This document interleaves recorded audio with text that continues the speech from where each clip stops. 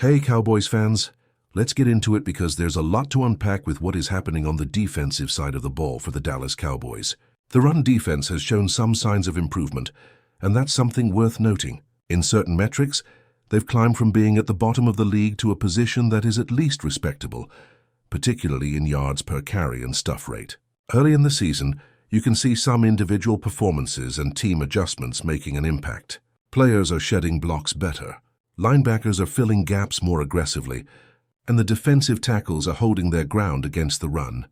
There are even moments when the defensive front gets off the ball quickly enough to disrupt plays before they develop, which is a positive shift from last season. Some of the numbers suggest that when it comes to run defense, the Cowboys are managing to keep opposing backs under control for modest gains rather than letting them explode through the line for big chunks.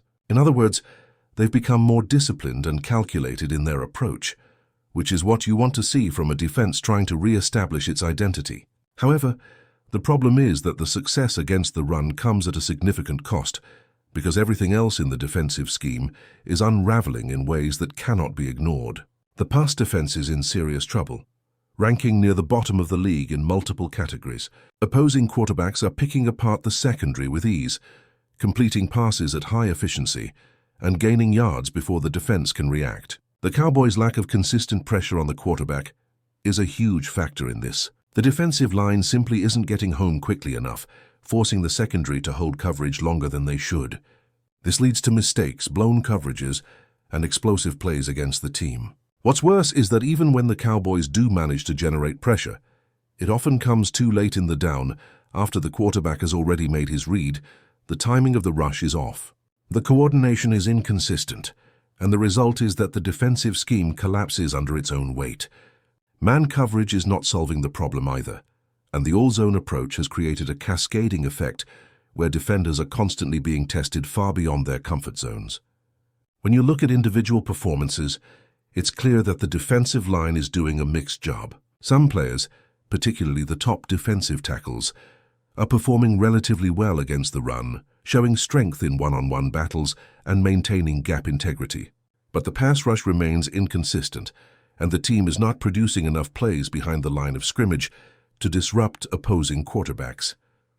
Key edge rushers who are expected to create havoc are not delivering the impact that was anticipated, and that failure ripples through the rest of the defense. Linebackers too have struggled with assignment discipline, often appearing lost in coverage or misreading offensive formations. The secondary is the hardest hit, with safeties and cornerbacks struggling to contain receivers in space and frequently leaving passing lanes open for big gains. Injuries and limited availability of some players have compounded the issue, but even when the team is fully healthy, the execution has not been there. The players are not hitting their assignments. The defensive calls are questionable at times, and the communication between units seems inconsistent. Now let's talk about the big question. Should Matt Eberflus be fired mid-season? On one hand, you can point to the defensive numbers and say the unit is underperforming, particularly in pass defense and total points allowed. The lack of pressure, the blown coverages, the inability to adjust mid-game, all of this falls under the coach's responsibility. On the other hand, it has only been a few games. There's always an adjustment period, a window where players and coaches get acclimated to new schemes, and firing a coordinator in the first quarter of the season is rarely a productive solution. There's also the question of internal options. If Eberflus were let go, who would take over play-calling duties? The reality is that there are no clear alternatives on the current staff. Promoting someone internally would likely create more confusion rather than solve problems, especially since the assistants are aligned with the current defensive philosophy.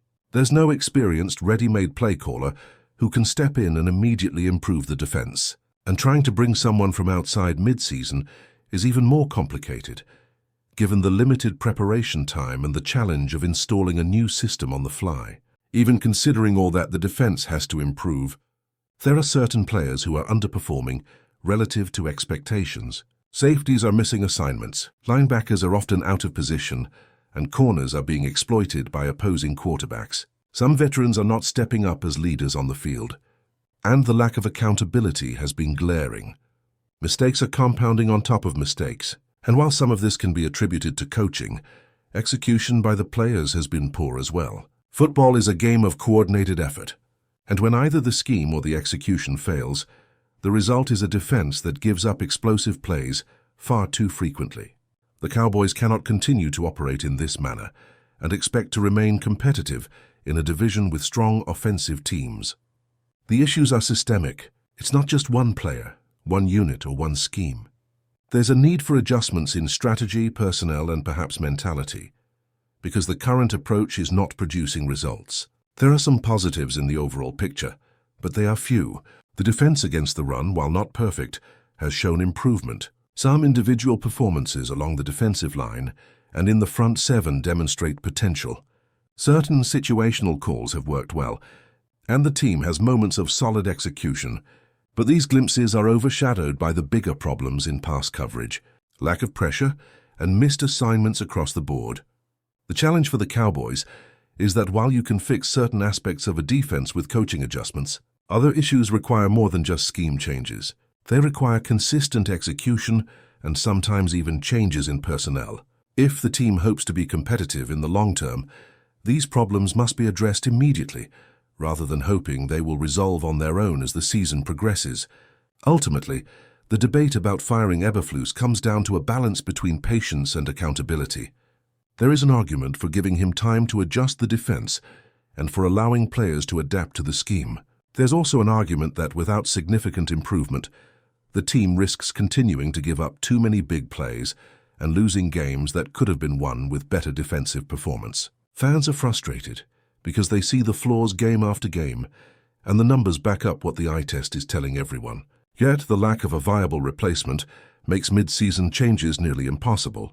The team has to find a way to make the system work as it stands, improve execution, and get more impact plays from the defensive line while holding players accountable for their assignments. Otherwise, the Cowboys will be in a tough spot, and the discussion about major changes will become unavoidable by season's end. Now, looking at the bigger picture, the Cowboys' defensive struggles are not just about play calling or scheme. They're about fundamentals and execution across the board. You can design the best system in the world, but if the players are not disciplined, the results will always be subpar. The linebackers have been a particular concern. Players like Kenneth Murray, Jack Sanborn, and Dion Clark have all had moments where they look completely lost on the field, whether it is misreading run plays, missing assignments in coverage, or failing to communicate effectively with the defensive line and secondary. These lapses are creating a cascading effect that the offense takes full advantage of, even when the defensive line manages to hold its ground against the run. These mistakes allow quarterbacks to identify soft spots and exploit them repeatedly. Football is a game of leverage, angles, and timing, and when the second and third levels of a defense are misaligned, even small errors turn into explosive plays that shift momentum in an instant. The secondary has been equally problematic. Safeties like Malik Hooker and Donovan Wilson, once considered leaders and reliable presences in the back end, have struggled significantly. Hooker and Wilson have been beaten over the top, misjudged routes, and failed to provide support when cornerbacks are exposed. Cornerbacks themselves have not been much better. Trayvon Diggs, once a lockdown presence, has had lapses that allowed opposing receivers to make crucial plays. And Darren Bland has dealt with injuries that limit his availability and effectiveness. Young players in the secondary who are still developing are facing a steep learning curve and are being asked to perform at a level they are not yet prepared for. This mix of underperformance, inexperience, and lack of cohesion makes the back end vulnerable. And when the front seven cannot generate consistent pressure, the result is a defense that gives up plays that should never happen at the professional level. One of the critical issues is the lack of pressure on opposing quarterbacks. Pass rush is the foundation of any successful defense, and the Cowboys are failing in this area. Edge rushers have been inconsistent, and even when pressure is generated, it is often late, allowing quarterbacks to throw with comfort. Defensive tackles, while strong against the run, have not consistently collapsed the pocket. The timing, technique, and alignment issues mean that quarterbacks are able to survey the field, find open receivers, and extend plays. Lack of pressure has a domino effect. It forces linebackers and defensive backs to cover longer, leading to fatigue and missed assignments, which then leads to more big plays. The absence of impactful pass rush also emboldens opposing offenses to run their game plan without hesitation, knowing that the Cowboys cannot reliably disrupt the quarterback's rhythm. It is clear that the defensive schematic choices themselves are contributing to these problems. The heavy reliance on zone coverage, while intended to protect against explosive plays, has backfired. Zone coverage requires communication, anticipation, and disciplined reads. And when these elements are lacking, the secondary is left scrambling. Man coverage, when used, is often poorly executed, with defenders giving too much space or failing to maintain leverage. The interplay between the pass rush and coverage is out of sync, leaving gaps that offenses exploit. The defense appears reactive rather than proactive, often adjusting after a mistake has already occurred, rather than anticipating and neutralizing threats. This lack of cohesion and planning is frustrating to watch because it allows games to slip away despite individual moments of effort and skill. Another significant factor is accountability. Mistakes have been frequent, but the lack of responsibility for those mistakes is even more concerning. Players are not being held to high standards in practice or games, which leads to repeated errors. Whether it is poor tackling, missed coverage, or blown assignments, the errors continue week after week. This lack of accountability not only affects performance, but also morale. Teammates see mistakes go unaddressed, which can erode confidence and cohesion. Football is a team sport that demands trust and discipline, and when that trust is broken, it shows on every snap. Coaching must instill a culture where mistakes are corrected immediately and learning is continuous. Otherwise, the same problems will persist throughout the season. Personnel decisions are another area where the Cowboys must make hard choices. Some of the defensive struggles can be traced back to mismatched or underperforming players in key roles. Linebackers who cannot cover tight ends or running backs effectively, safeties who fail to read the quarterback, and corners who are not playing at their peak create vulnerabilities that offenses exploit repeatedly. Adjusting personnel may involve giving younger players more snaps, rotating veterans into different roles, or even making acquisitions if possible. Execution is the responsibility of the player, but putting the right players in the right positions is the responsibility of the coaching staff. If there is a disconnect between scheme and personnel, the result is predictable: a defense that underperforms despite the effort and talent available. But before we continue, don't forget to subscribe to our channel and give this video a like. Your support helps us keep bringing you the latest updates on the Dallas Cowboys. Feel free to share your thoughts on the news in the comments as well. Whispers are already swirling through the NFL world after Joe Buck, the veteran broadcaster known for his usually measured commentary, reportedly made some scathing remarks about the Dallas Cowboys.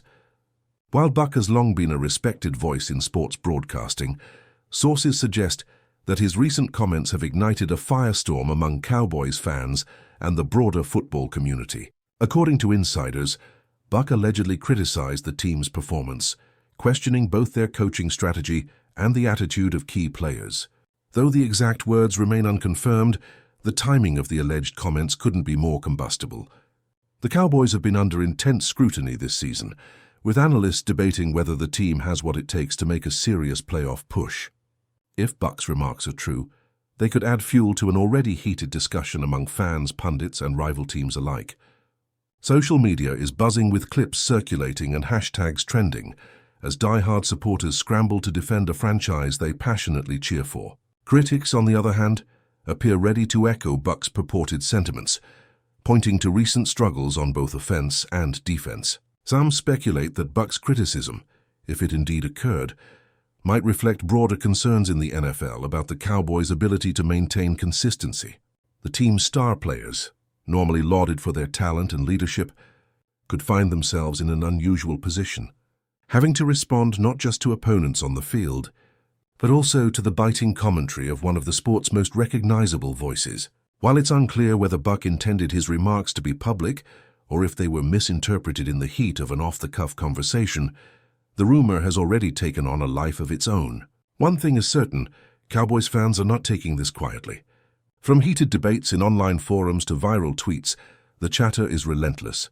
Whether Buck's words were a calculated critique or simply an unguarded opinion, the fallout could be significant. In a league where perception often shapes narratives as much as performance, the Cowboys may soon have to navigate not only the challenges on the gridiron, but also the storm of speculation surrounding this latest controversy. As the NFL season unfolds, all eyes will be on Dallas, and everyone will be listening a little more closely to what Joe Buck and others have to say. That's it for this update. If you enjoyed the video and want to keep receiving exclusive news about the Dallas Cowboys, please subscribe to our channel and give this video a like. We always look forward to your comments and opinions. See you in the next.